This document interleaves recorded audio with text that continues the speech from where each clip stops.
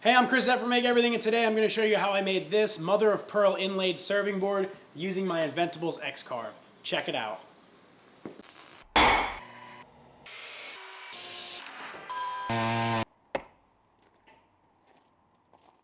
Now before we get started, a little notes about the design for this. Now the X-Carve comes with access to their Easel software that Inventables developed, and you don't need an X-Carve to experiment with the software. Now I am not great with Adobe Illustrator, so for me the idea of designing a complicated geometric shape like this is really intimidating. Now I was able to figure out how to use the Easel software totally internally to manipulate these circles and generate this shape, and from there I realized that I can also use the Easel software to do a ton of other things.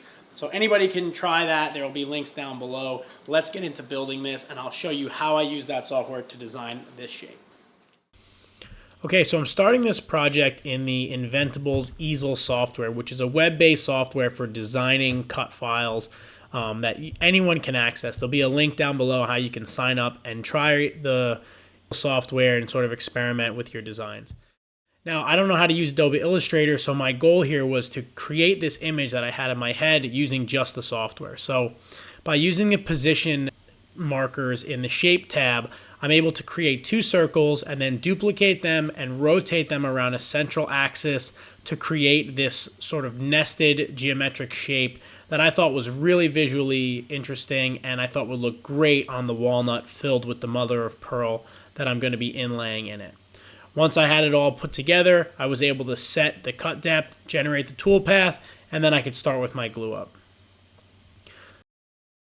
I'm going to be using some 1-inch thick walnut that I had left over from another project, and the end goal for my board is going to make it about 8 inches by 12 inches.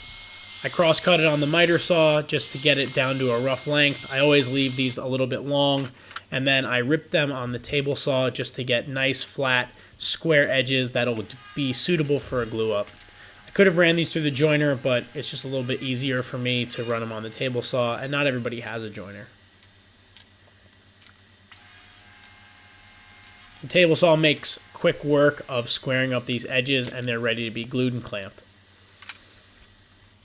I'm using some Type On 2 wood glue here and 3 clamps, making sure that I spread the glue well enough that there's sufficient squeeze out and know that this thing isn't going anywhere. Now, I've been watching a lot of Paul Jackman videos, so I definitely wanted to experiment with the Paul Jackman method of removing clamps, and you'll have to be the judge, see if I did a good enough job.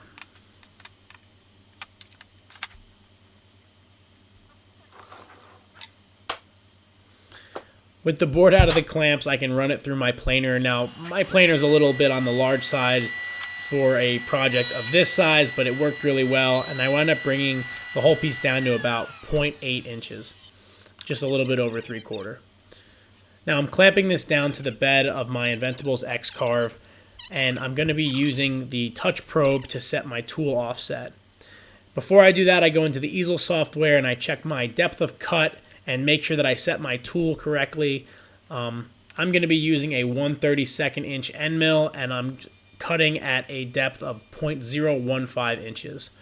With the touch probe, the machine knows exactly where the end mill is, and then I can zero it out in the corner of my workpiece and start the cut.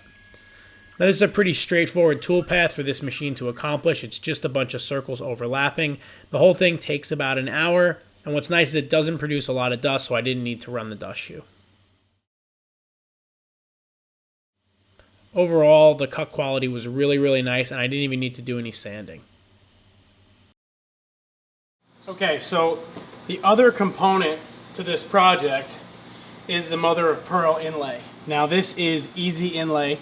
My friend Scott Grove of Imagine Grove gave me this, and he makes it in two different grades.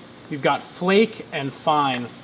Now, since the trough that I'm cutting out on the X-Carve is pretty small, it's a 32nd, the flake is going to be too big, and the fine is actually a little bit too big too. So basically what I'm going to use is, this is a cupping tool that Kevin Facemeyer Farm makes these for blacksmithing.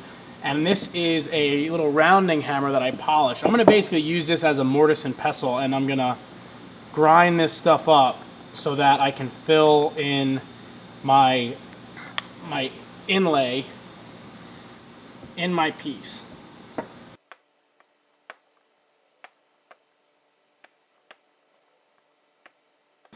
I put way too much in there. Let's get a little container. So I started to separate out the powder that I was making from the fine grade EZ-Inlay mother of pearl, and worked it in there. Now you can see I polished the end of that rounding hammer, and I polished the inside of Kevin's cupping tool, and it just made for a little bit cleaner of an operation. I really didn't want to contaminate the mother of pearl with any dust or dirt or rust from that steel. Now once I had generated a good amount of this stuff, I just sort of cleaned off my workbench. I definitely made more than I had to, but I'm happy to have it because now I can do another inlay like this and I won't have to grind more up. Pulling the workpiece off the X-Carve, the cut quality was fantastic. I didn't have to do any sanding or prep work, and I was able to just dump this powder in there, and then using a razor blade, I spread it around to make sure I get it in all the little nooks and crannies and fill up the entire inlay nice and evenly. Now, since this stuff is more or less a powder, I'm able to use a thin CA glue to lock it into place.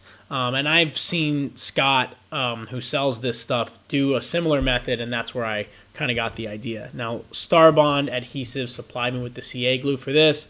There'll be links down in the description on where you can get some through a referral link. And if you want to try this stuff out, it's been fantastic. And by buying through those links, you help support the channel and support the work that I do.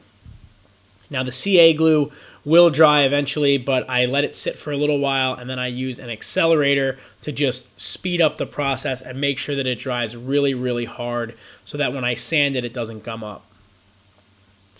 Once I know it's dry, I grab my sander and I start with 180 grit mesh sandpaper, and I take away the bulk of the glue with this process.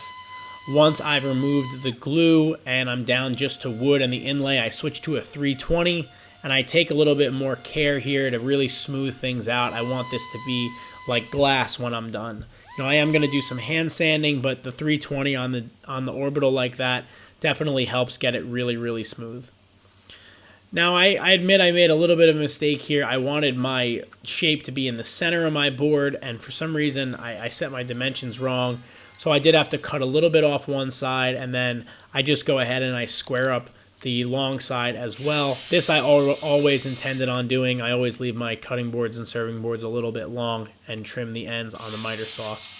Overall, I'm still happy with the size of it, and the way it looks centered is really nice. Now I'm over at my router, and I'm just using a 45-degree chamfering bit, and I like to chamfer the bottom sides of my serving boards so that they look like they're almost floating. I do this in 2 passes as to not have any chip out because the walnut can be pretty hard. And once that's done, I can do some hand sanding. I'm starting with a 600 grit paper, and then I'll move up to a 1000 grit paper. And with the walnut sanded to 320 before I started, it really gets it to a nice shine. You can already see it starting to kind of get a little shiny when you move up to the 1000 grit.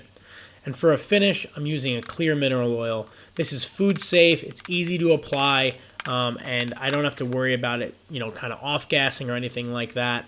And just looks fantastic over the walnut and the mother of pearl. Overall, I'm really, really pleased with the way the contrast between these two materials, the white and the brown from the walnut, just came out awesome. It's a little hard to see in the video, but the way the light catches the mother of pearl when you catch it just right is really beautiful. There's all sorts of different colors in there, and there's a lot of depth. Once I get the oil on there, since it's sanded up to such a high grit, you can actually just take a cotton rag, like a t-shirt rag, and get a really nice buff out of it.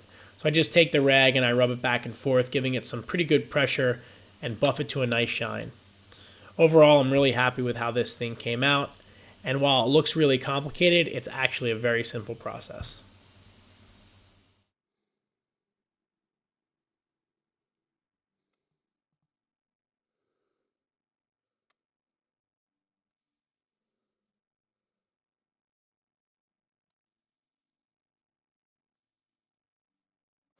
All right, that about does it for this video. I am so happy with the way this came out. The contrast between the mother of pearl and the walnut is really sharp. and I am very inspired to kind of make more things with this geometric pattern and experiment with the crushed mother of pearl. Thank you so much to Inventables for providing me with the X-Carve and sponsoring this video and this project. Also, big thanks to Scott Grove at Imagine Grove for providing me with that EZ-Inlay material. There'll be links in the description to check that out. And Starbond Adhesives for giving me the CA glue that I use to set the mother of pearl inlay.